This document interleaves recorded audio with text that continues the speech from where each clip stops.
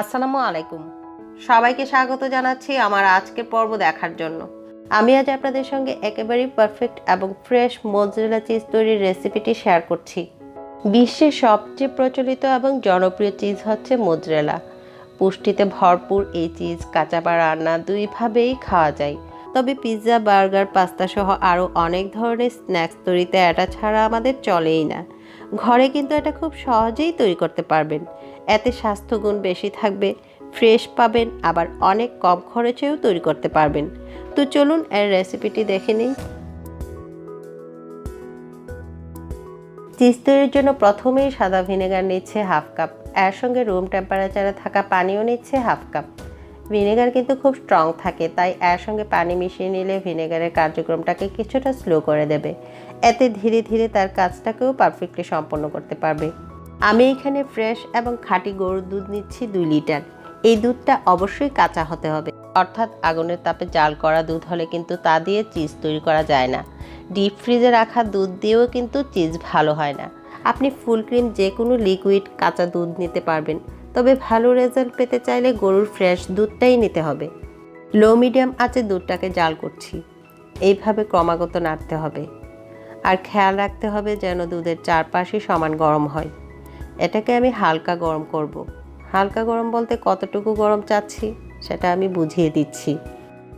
3-4 minute জাল হওয়ার পর এইভাবে আঙুল দিয়ে চেক করে দেখবেন আঙুলটাকে 3-4 সেকেন্ড ডুবিয়ে রাখা যায় কিনা।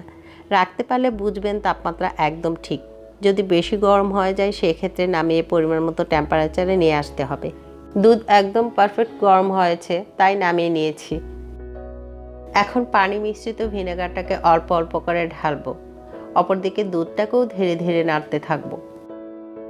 2 লিটার দুধের জন্য আমি হাফ কাপ ভিনেগারের সঙ্গে হাফ কাপ পানি নিয়েছি। এর পরিবর্তে আপনি চাইলে লেবুর রস দিয়েও তৈরি করতে পারবেন, তবে সেই ক্ষেত্রে হাফ কাপ লেবুর রসের সঙ্গে আরও 2 টেবিল চামচ লেবুর রস বাড়িয়ে নিতে হবে।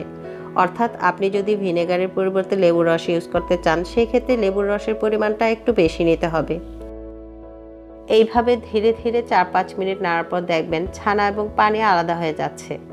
এটা হচ্ছে চিজ তৈরির প্রথম স্টেপ।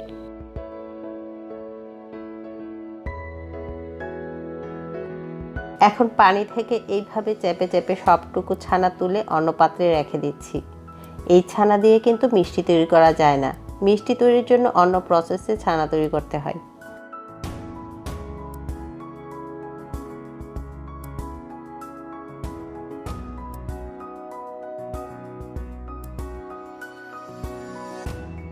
পানি থেকে সবটুকু ছানা তুলে এই পানিটা রেখে দিচ্ছি।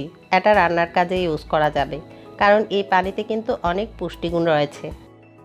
এখন 1 লিটারের মতো পানি নিয়েছি, এর সঙ্গে লবণ দিয়ে দিচ্ছি 1 টেবিল চামচ। এই পানিটাকে মোটামুটি গরম করে নেব। পানি থেকে হালকা ভাপ উঠছে, এমন গরম হলেই নামিয়ে নিতে হবে।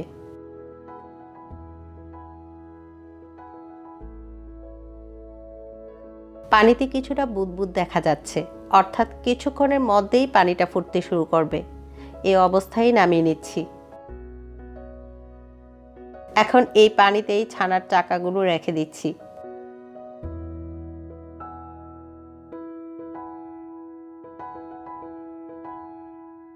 এইভাবে 7-8 সেকেন্ডের মতো রেখে নেড়েচেড়ে তুলে নেব।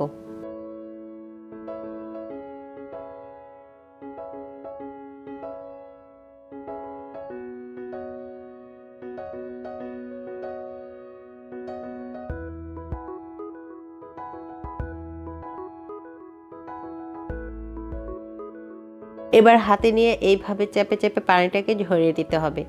যতটুকু পানি বের করা যাচ্ছে আমি ততটুকু বের করে নিচ্ছি। যারা আমার চ্যানেলটিকে সাবস্ক্রাইব করেছেন তাদেরকে অসংখ্য অসংখ্য ধন্যবাদ। আর যারা এখনও করেননি তারা প্লিজ আমার চ্যানেলটিকে সাবস্ক্রাইব করবেন এবং পাশে থাকা ছোট্ট বেল আইকনটিও ক্লিক করবেন।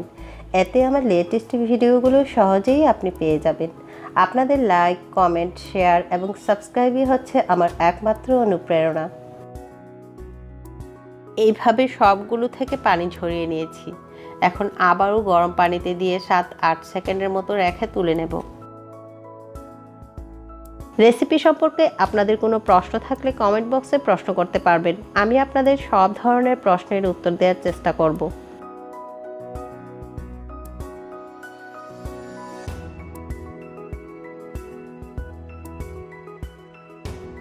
এই পর্যায়ে সবগুলোকে একসঙ্গে নিয়ে এতে যতটুকু পানি আছে সবটুকু পানি ঝরিয়ে নিচ্ছি।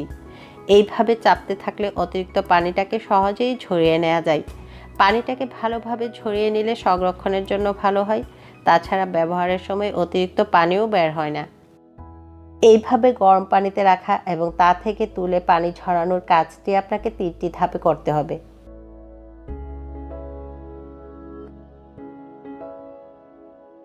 আপনি যদি এটা তৈরি করার পর সঙ্গে সঙ্গে ব্যবহার করতে চান, তাহলে পানি ঝরানোর পর বরফ মেশানো ঠান্ডা পানিতে 8-10 মিনিট ডুবিয়ে রেখে দেবেন।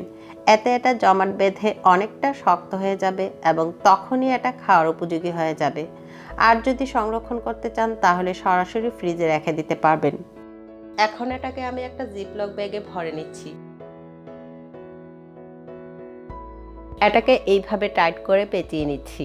এতে এর একটা শেপ আসবে আর ভেতরটাও খুব টাইট হবে। আপনারা র্যাপিং পেপার দিয়ে অথবা পলিথিনের সাহায্যেও এই কাজটি করতে পারবেন। পেঁচানো হলে এটাকে একটা এয়ারটাইট বক্সে ভরে ফ্রিজে রেখে দিচ্ছি। এর স্বাদ, গন্ধ এবং সুরক্ষার জন্য খুব ভালোভাবে এয়ারটাইট করে তবেই সংরক্ষণ করতে হবে। এটাকে আপনি ফ্রিজের নর্মাল চেম্বারে 5-6 দিন এবং ডিপ ফ্রিজে 4 থেকে 5 মাসের মতো ইজিলি সংরক্ষণ করতে পারবেন। ফ্রিজে সারা রাত রাখার পর এর অবস্থাটা এরকম হয়েছে। এখন এটাকে গ্রেট করে দেখাচ্ছি।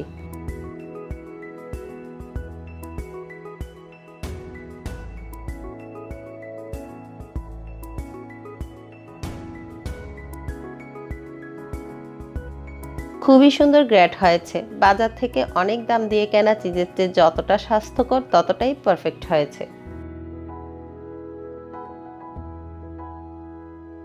এখন এটাকে স্লাইস করে কেটে দেখাচ্ছি।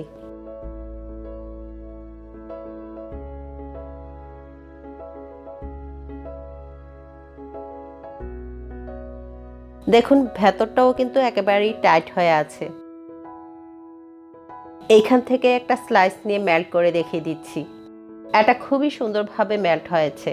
আপনি এটাকে গরম অবস্থায় এইভাবে টেনে অনেক লম্বা করতে পারবেন। এখন আমার তৈরি করা কিছু চিজের ব্যবহারও আপনাদের সঙ্গে শেয়ার করছি। এই রেসিপিগুলোর লিঙ্ক ডেসক্রিপশন বক্সে দেওয়া থাকবে, আপনাদের প্রয়োজন হলে দেখে নিতে পারবেন। আশা করছি আমার আজকের রেসিপিটি আপনাদের অনেক উপকারে আসবে। আমার আজকের ভিডিও দেখার জন্য সবাইকে অসংখ্য ধন্যবাদ। সবাই ভালো থাকবেন, নিরাপদে থাকবেন। আল্লাহ হাফেজ।